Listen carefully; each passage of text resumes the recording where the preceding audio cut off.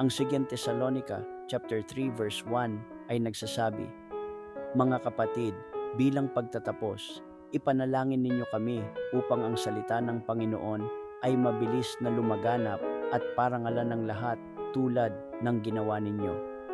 Narito ang maikli ngunit makabuluhang aral ng talatang ito.